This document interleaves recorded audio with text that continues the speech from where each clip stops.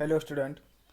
आज आपण आजच्या व्हिडिओमध्ये आपलं जे काही वर्किंग ड्रॉइंग्स आहे, डिटेल ड्रॉइंग्स आहे, त्यामध्ये आज आपण ड्रॉइंग्स तयार झाल्यानंतर आपल्या फाउंडेशन, फ्लोअर प्लॅन, नंतर एलिव्हेशन, नंतर सेक्शन्स, नंतर साईड प्लॅन, नंतर लोकेशन प्लॅन तयार केल्यानंतर शेड्यूल ऑफ डोअर्स ओपनिंग्स तयार केल्यानंतर आपण जे काही नेक्स्ट आपण या ड्रॉइंग शीटवरती जो काही आयटम्स तयार करतो तो आहे तुमचा कन्स्ट्रक्शन नोट्स.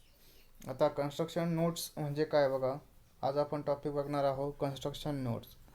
मग आता the submission or working drawing contains some general information and note as per the construction aspect of building in the drawing sheet.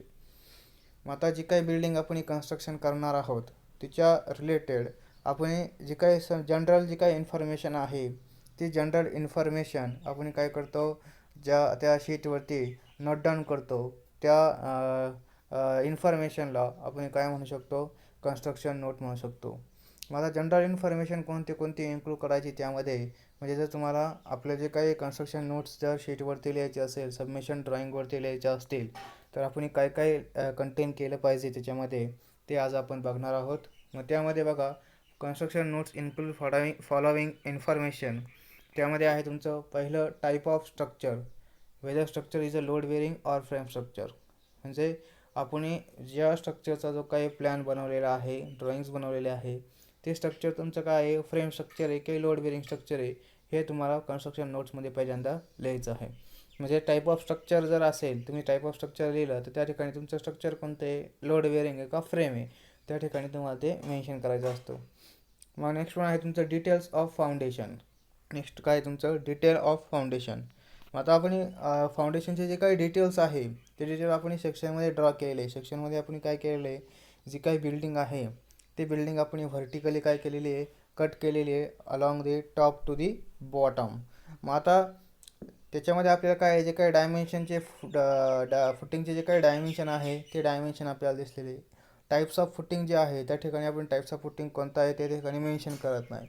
पण आपले जे काही कन्स्ट्रक्शन नोट्स आहे त्या कन्स्ट्रक्शन नोट्सवरती आपण डिटेल्स ऑफ फाउंडेशन तयार करताना मग त्या ठिकाणी तुमचा टाईप ऑफ फाउंडेशन कोणतं आहे मग ते त्या ठिकाणी तुम्ही मेन्शन केलं पाहिजे. मग तुमचं शॅलो फाउंडेशन, डीप फाउंडेशन आहे, नंतर त्यामध्ये तुमचं कोणतं आयसोलेटेड फुटिंग आहे, नंतर तुमची काय रेक्टँग्युलर फुटिंग आहे, नंतर स्टेप फुटिंग आहे. तर हे जे काही फुटिंग जे काही आपण ॲक्च्युली प्रोव्हाइड करणार आहोत त्या ठिकाणी जो काही टाईप ऑफ फाउंडेशन आहे त्या ठिकाणी डिटेल ऑफ फाउंडेशनमध्ये तुम्हाला काय करायचं आहे, मेन्शन करायचं आहे. मग त्या ठिकाणी तुमचं काय असणार आहे, जो काही हार्ड स्टार्टा आहे तो हार्ड स्टार्टा किती डेप्थला अवेलेबल आहे, मग तुमची डेप्थ ऑफ फाउंडेशन किती आहे, तर हे जे काही डिटेल्स आहे हे डिटेल्स तुम्ही त्या ठिकाणी काय करायचे, कन्स्ट्रक्शन नोटमध्ये काय करायचे, मेन्शन करायचे. नंतर नेक्स्ट वन असणार तुमची टाईप्स ऑफ मशिनरी. मग आता टाईप्स ऑफ मशिनरी म्हणजे काय, तुम्ही जे काही मशिनरी वर्क करणार आहात ते कोणतं आहे, तुमचं स्टोन मशिनरी आहे का ब्रिक वर्क मशिनरी आहे, ते त्या ठिकाणी काय करायचं आहे, मेन्शन करायचं आहे. मग टाईप ऑफ मशिनरीमध्ये तुम्ही काय लिहायचं, सपोज तुम्ही जर ब्रिक मशिनरी जर करणार आहात तर आपण त्या ठिकाणी काय लिहायचं, type of machinery brick machinery provided.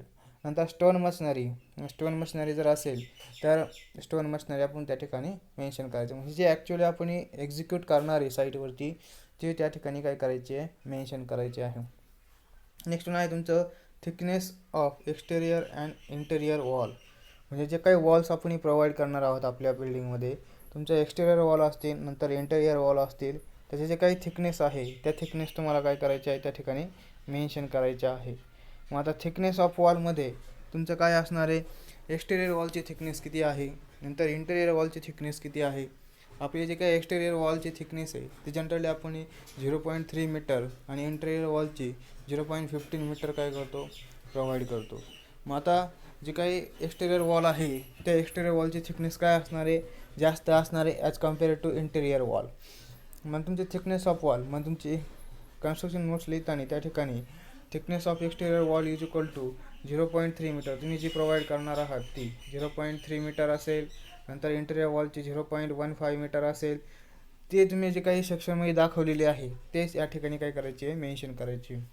नंतर फीचर्स ऑफ वॉल पेंट.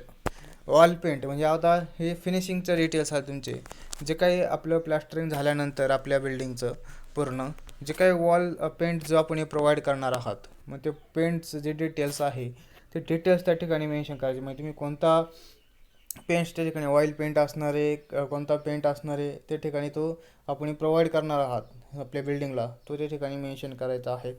नंतर features of flooring and kitchen tiles and kitchen ओटा. म्हणजे आता जे काही फ्लोअरिंग आपण आहे ते फ्लोअरिंग म्हणजे तुम्ही जे काही टाईल्स बसवणार आहात फ्लोअरला रूम्समध्ये, ते कोणत्या टाईप्सच्या टाईल्स बसवणार आहे तुम्ही. नंतर तुमचे जे काही किचन टाईल्स असतील, किचन ओटा असेल, तर त्या किचन ओटासाठी कोणतं मार्बल जे तुम्ही यूज करणार आहे त्या टाईप्सचा जो काही डिटेल्स आहे ते सगळे डिटेल या कन्स्ट्रक्शन नोट्समध्ये लिहायचे असतं आपल्याला. मग तुमची मोजॅक टाईल फ्लोअरिंग असेल, नंतर तुमची जे काही कडप्पा फ्लोअरिंग असेल, तर ही जी काही फ्लोअरिंगचे जे काही टाईल्स आहे त्या टाईल्स तुम्ही कोणत्या यूज करणार आहात, ॲक्च्युली तुम्ही ज्यावेळेस तुम्ही फ्लोअरिंग करणार आहात त्या ठिकाणी मेन्शन करायचे. नंतर features of electrical fitting. Features of electrical fittings म्हणजे तुमचे जे काही नंबर ऑफ स्विचेस किती आहे, number of fans, number of tubes हे किती आहे, नंतर जी काही वायरिंग आहे ती वायरिंग कोणती यूज करणार आहात तुम्ही, हे सगळे डिटेल्स तुम्हाला फीचर्स ऑफ इलेक्ट्रिक फिटिंगमध्ये काय करायचे, यूज राईट डाऊन करायचे. नेक्स्ट आहे तुमचा थिकनेस ऑफ स्लॅब.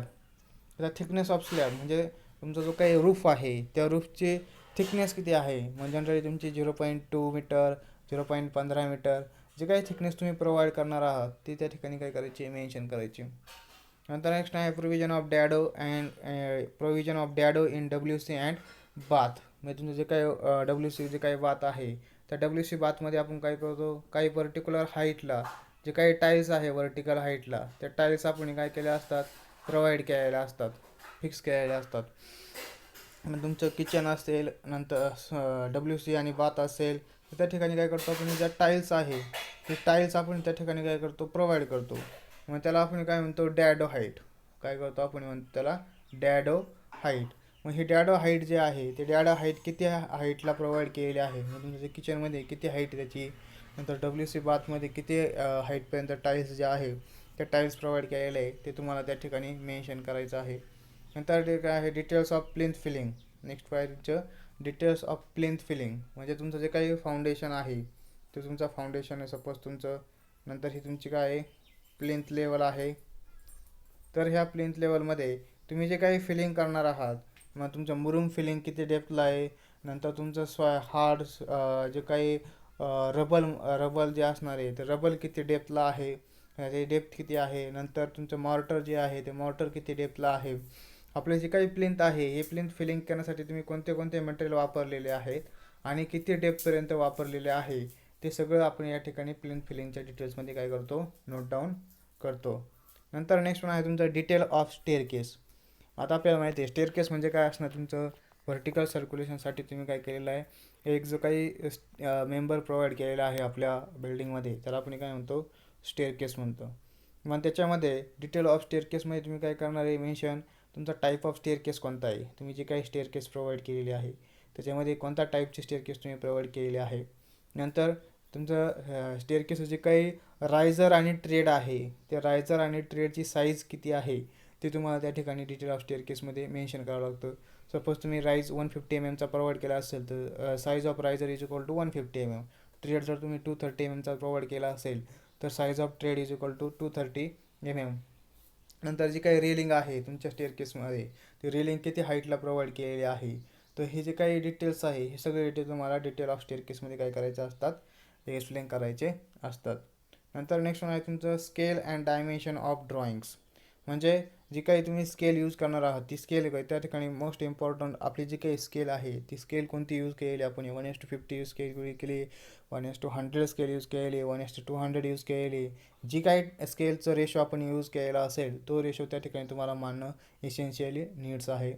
आणि डायमेन्शन, आता डायमेन्शनमध्ये तुम्ही जे काही सेटवरती जे काही डायमेन्शन आहे ते कशामध्ये एक्सप्रेस केले, मग तुमचे ऑल डायमेन्शन इन मीटर असतील, ऑल डायमेन्शन इन MM असेल, all dimension in foot inches असतील, तर हे तुम्हाला त्या ठिकाणी मेन्शन करावं लागतं. म्हणजे तुम्हाला शेवटला एक कन्स्ट्रक्शन नोट लिहावं लागते का ऑल डायमेन्शन तुम्ही जर मीटरमध्ये लिहिले असतील तर ऑल डायमेन्शन इन मीटर, नंतर MM मध्ये लिहिले असेल तर ऑल डायमेन्शन इन MM, आणि फूट आणि इंचमध्ये जर एक्सप्रेस केले असतील तर all dimension in foot and inches.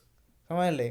तर हे जे काही सगळे डिटेल्स आहे हे डिटेल्स तुम्हाला आपल्या कन्स्ट्रक्शन नोट्स म्हणून आपल्या शीटवरती काय करावं लागतं, एक्सप्रेस करावे लागतात.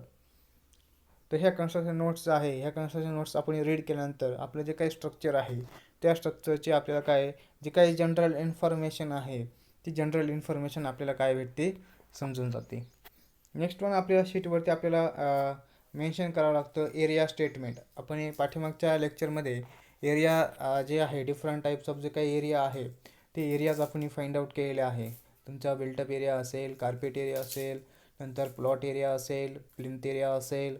तर हे जे काही एरिया आहे हे एरिया आपल्या फ्लोअर प्लॅनवरून कसे कॅल्क्युलेट करायचे हे आपण बघितलेलं आहे. म्हणजे बिल्टअप एरियामध्ये कशाचा इन्क्लूड करायचं, नंतर कार्पेट एरियामध्ये काय इन्क्लूड करायचं, काय एक्सक्लूड करायचं हे आपण बघितलेलं आहे. त्याच्यावर आपण काय करतो, जो काही फ्लोअर प्लॅन आहे त्या फ्लोअर प्लॅनवर आपण सगळा जो काही बिल्टअप एरिया आहे, टोटल बिल्टअप एरिया आहे, कार्पेट एरिया आहे, फ्लोअर एरिया आहे, नंतर प्लिंथ एरिया आहे, प्लॉट एरिया आहे, हे सगळं कॅल्क्युलेट करतो आपण त्या ड्रॉइंग्सवरून.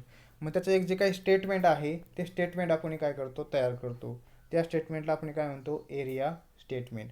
That statement is called as a area statement. मग आता बघा, it is a statement in the tabular form in the drawing sheet which given and information of plot area and utilization of plot area for the construction of building structure. म्हणजे एक tabular फॉर्ममध्ये तुमचं एक area जे आहे, मग plot area किती आहे तुमचा, नंतर बिल्टअप एरिया किती आहे, प्लेंथ एरिया किती आहे, कार्पेट एरिया किती आहे, हे सगळं काय केलं असतं तुमचा एका टॅब्युलर फॉर्ममध्ये आपल्या शीटवरती आपण काय करतो मार्क करतो आणि त्या टॅबलला काय नाव आपण एरिया स्टेटमेंट. मग आता following details should be required in area statement. कोणते कोणते डिटेल्स बघा, टोटल प्लॉट एरिया म्हणजे जो काही प्लॉट आहे आपला, सपोज हा तुमचा प्लॉट आहे आणि ही तुमची काय आहे बिल्डिंग आहे. मग जो काही प्लॉट आहे तर प्लॉटचा टोटल एरिया किती आहे तो आपण एरिया स्टेटमेंटमध्ये मेन्शन करतो. नंतर बिल्टअप एरिया, आपली ही जी काही बिल्डिंग आहे त्या बिल्डिंगचा टोटल बिल्टअप जो आहे तो बिल्टअप किती आहे हे आपण फाइंड आउट केलेला असतो, त्याला आपण बिल्टअप एरिया म्हणतो. नंतर कार्पेट एरिया, फ्लोअर एरियावरून आपण काय करतो कार्पेट एरिया जो आहे तो कार्पेट एरिया आपण काय केला असतो कॅल्क्युलेट केलेला असतो.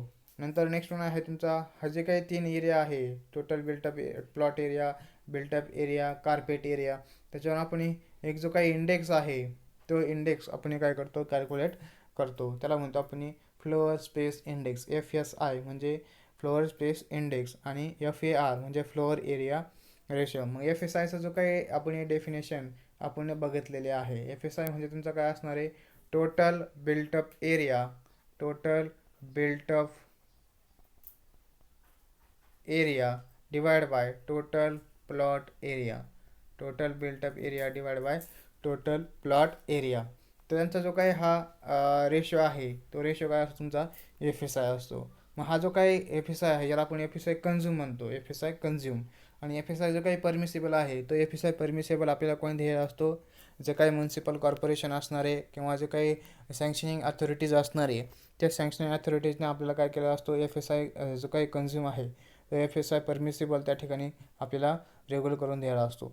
मग आपला FSI कन्झ्यूम हा FSI परमिसिबलपेक्षा काय पाहिजे equal or less than FSI permissible पाहिजे.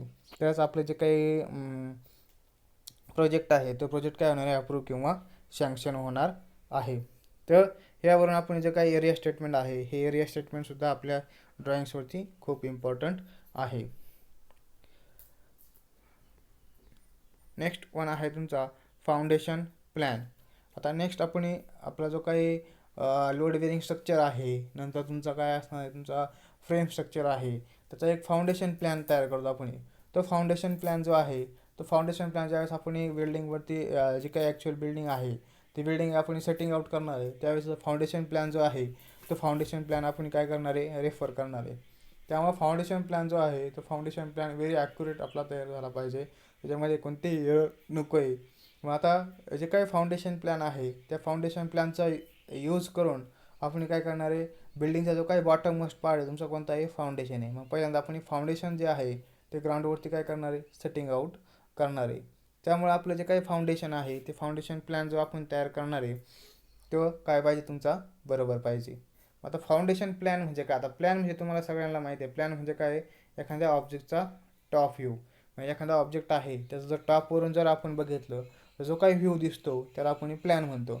मग आता जे काही फाउंडेशन आहे ते फाउंडेशन ज्यावेळेस आपण टॉपवरून बघणार आहात त्या प्लॅनला आपण जो काही प्लॅन तयार केलेला आहे त्याला आपण काय म्हणतो, फाउंडेशन प्लॅन म्हणतो. मग फाउंडेशन प्लॅन म्हणजे काय बघा, अ top view of foundation walls, trenches showing their area and their location by distance between center line and by the distance from the reference boundary line is known as a foundation plan. म्हणजे तुमचं जे काही foundation wall असणार आहे, या foundation wall जे आहे त्या फाउंडेशन वॉलचे जे काही आपण ट्रेंच म्हणजे जे काही खड्डे घेतलेले आहे, ट्रेंच एक्सावेशन केलेलं आहे, त्याची जी काही विड्थ आहे ती विड्थ, नंतर आपल्या फाउंडेशन प्लॅनची जी काही सेंटर लाईन आहे ती सेंटर लाईन, बरोबर. नंतर तुमचं काय असणार आहे, त्याचं location between the centre line and distance from reference of boundary line. म्हणजे इकडे एखादी बाउंड्री लाईन असं सपोज तुमचा प्लॉट आहे, ह्या प्लॉटची एक बाउंड्री लाईन आपण घेतलेली आहे आणि ह्या बाउंड्री लाईनपासून काय हे तुमचं सेंटर लाईनचं डिस्टन्स. तर हे जे काही सगळे डिटेल्स आहे, हे डिटेल्स म्हणजे तुमचं काय असणार आहे, फाउंडेशन प्लॅन असणार आहे.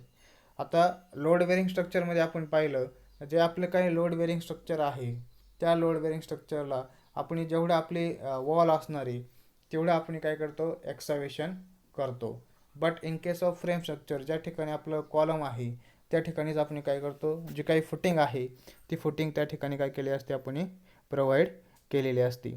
आता जो काही फाउंडेशन प्लॅन आहे तो फाउंडेशन प्लॅन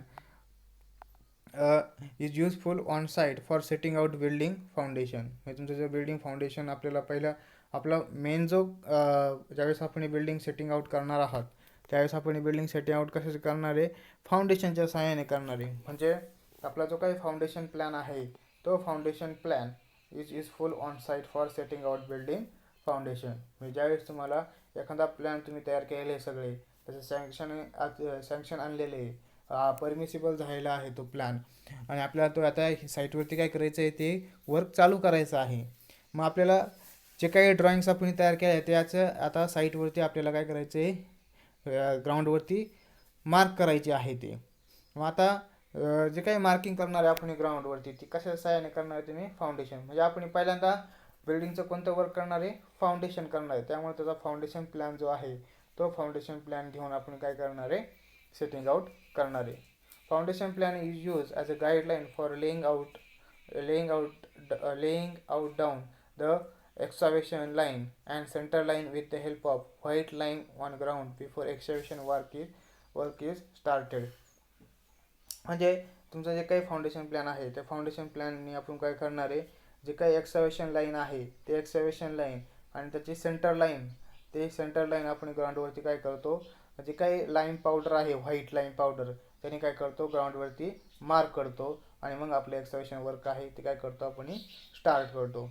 म्हणजे आता सपोज तुमचं काय, सपोज हा जो काही फाउंडेशन प्लॅन आहे हा तुमचा काय आहे, एक फाउंडेशन प्लॅन आहे. नंतर आपला या ठिकाणी तुमचं हे काय, तुमचं ही सेंटर लाईन लेंथ आपल्या फाउंडेशनची, this is a centre line length of the foundation. मग आता ही जे काही फाउंडेशन आहे हे फाउंडेशन आपण काय करणार आहे, एक व्हाईट लाईन पावडरने काय करणार आहे, हे जे काही दोन फाउंडेशनची जी काही विड्थ आहे ती मार्क करणार आणि त्यांचं जे काही सेंटर लाईन आहे ती सेंटर लाईन काय करणार, आपण मार्क करणार. मग आपण हे जे काही फाउंडेशन वर्क ग्राउंडवरती सेट आउट केलेलं आहे ते चेक बरोबर आहे की नाही हे चेक करण्यासाठी याच्यासाठी आपण एक चेक जो आहे तो चेक प्रोव्हाइड करतो, त्याला आपण डायगोनल चेक म्हणतो. त्या चेकला आपण काय म्हणतो, डायगोनल चेक. मग तो डायगोनल चेक आहे, तो डायगोनल चेक जर दोन्ही साईडचा काय असेल, बरोबर असेल, तर आपण जे काही वर्क सेटिंग आउट केलेलं असणार आहे ग्राउंडवरती ते काय असणार आहे, तुमचं बरोबर असणार आहेत. तर अशा पद्धतीने जो काही फाउंडेशन प्लॅन आहे तो फाउंडेशन प्लॅन आपण काय केला असतो, साईटवरती एक्झिक्यूट केला असतो. For checking the accuracy of foundation plan diagonal checks are taken. म्हणजे जर एखादा फाउंडेशन प्लॅन आपल्या साईटवरती जर जो काही सेटिंग आउट केलेला आहे ते चेक करायचं असेल तर त्यासाठी काय करतो आपण, चेक्स डायगोनल चेक जे आहे ते डायगोनल चेक काय करतो, आपण प्रोव्हाइड करतो. In case of load bearing structure, excavation is carried for foundation, wall and pits, while in case of frame structure, excavation is carried out only for column base structure. म्हणजे load bearing स्ट्रक्चरसाठी जेवढे काय आपली length of wall असणार आहे तेवढं आपण एक्सकॅव्हेशन करणार आहात, आणि जे काही फ्रेम स्ट्रक्चर आहे त्या फ्रेम स्ट्रक्चरसाठी आपण जेवढं काही तुमचं काय असणार आहे, जेवढं काही तुमचं कॉलम असणार आहे, मग कॉलमच्याच ठिकाणी आपण काय करणार आहे, एक्सकॅव्हेशन करणार आहात. मग जेवढे कॉलम असणार आहे त्या कॉलमचा जो काही सेंटर लाईन आहे ती सेंटर लाईन आपण काय केली असते, तयार केलेली असते. नंतर foundation plan is drawn with reference of information showing on plot plan, floor plan, elevation plan, drawings. म्हणजे जो काही फाउंडेशन प्लॅन आहे तो फाउंडेशन प्लॅन कशाचा रेफरन्स घेऊन तयार केला असतो, तुमचा प्लॉट जो काय आहे म्हणजे साईट प्लॅन आहे किंवा प्लॉट प्लॅन आहे त्याचा यूज करून, नंतर फ्लोअर प्लॅनचा यूज करून आणि एलिव्हेशनचा यूज करून आपण काय करतो, फाउंडेशन प्लॅन जो आहे तो फाउंडेशन प्लॅन तयार करतो. म्हणजे काही स्केल आपण यूज करणार आहात ती स्केल आहे तुमची 1:100 और 1:50. म्हणजे फाउंडेशन प्लॅनसाठी जी काही स्केल आपण यूज करतो ती तुमची 1:100 to 1:50 आपण स्केल यूज करतो. तर या ठिकाणी एक typical foundation following showing the typical foundation plan for load bearing frame and frame structure. तर या ठिकाणी तुमचा एक हा फाउंडेशनचा सेक्शन दाखवलेला आहे. तर एक पर्टिक्युलर सेक्शन या ठिकाणी दाखवलेला आहे. तर वरती बघा हे तुमचं सुपर स्ट्रक्चर, म्हणजे इथून तुमचं काय जी काही ब्रिक वॉल आहे किंवा मशनरी वॉल आहे ते चालू होतात. नंतर ही तुमची काय प्लिंथ लेवल आहे, नंतर ही तुमचं काय ग्राउंड लेवल आहे, ही तुमची ग्राउंड लेवल आहे. मग ग्राउंड लेवल आणि प्लिंथ लेवल यांच्यामधलं जे काही हाईट असती तर आपण प्लिंथ हाईट म्हणतो. नंतर हे जे आहे तुमचं बघा हे पूर्ण काय तुमचं डेप्थ ऑफ फाउंडेशन आहे. It is the depth of foundation. हे टोटल प्लिंथ ग्राउंड लेवलचा टॉप आणि आपला फाउंडेशनचा बॉटम याला काय म्हणतात, डेप्थ ऑफ फाउंडेशन. मग आता ही जर स्टेप फुटिंग प्रोव्हाइड केली, कोणती स्टोन मशनरीची स्टेप फुटिंग प्रोव्हाइड केलेली आहे. मग आता या ठिकाणी तुमची ही सेकंड स्टेप आहे, फर्स्ट स्टेप आहे. नंतर हे फाउंडेशनचं कॉन्क्रीट आहे, म्हणजे तुमचं PCC वर्क आहे. हे PCC वर्क कंप्लीट केलेले आणि मग तुमचं फाउंडेशन. म्हणजे ज्यावेळेस तुम्ही एक फाउंडेशन म्हणजे तुम्ही काय करणार आहे, फक्त हा जो काही एवढा जो काही पार्ट आहे हा पार्ट तुम्ही काय करणार, एक्स्ट्रावेट करणार.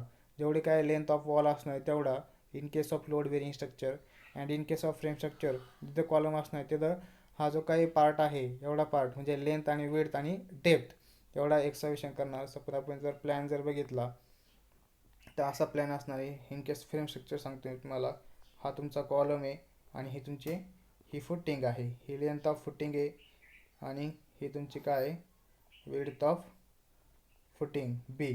मग आता आपल्याला प्लॅनमध्ये लेंथ आणि विड्थ दिसणार आहे आणि सेक्शनमध्ये काय दिसणार तुमचा हे सेक्शन आहे. सपोज हा तुमचा सेक्शन आहे ए डॅश अलॉंग. मग या ठिकाणी हा तुमचा डेप्थ ऑफ फाउंडेशन झाली. स्टेप फुटिंग आता मग हा तुमचा काय दिस इज अ वॉल.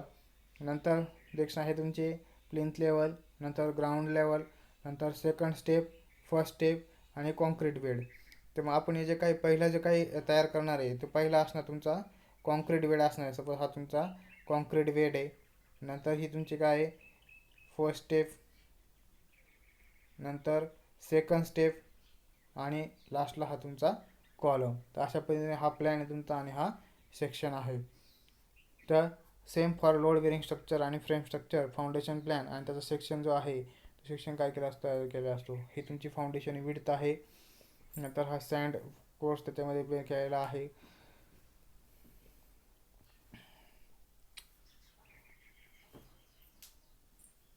आता या ठिकाणी बघा तुमचं जे काही step foundation for load bearing structure या ठिकाणी दाखवलेलं आहे. मग आता दिस इज तुमचं काय हे आहे तुमचं लोड बेअरिंग वॉल. हे जे काही वॉल आहे ही वॉल आहे तुमचं. नंतर ही तुमची काय आहे प्लिंथ हाईट, ही तुमची प्लिंथ हाईट आहे, एवढी तुमची प्लिंथ लेवल आहे. नंतर या ठिकाणी तुम्ही टाईल्स काय केलेलं आहे फिक्स केलेलं आहे, ह्या तुमच्या टाईल्स आहे.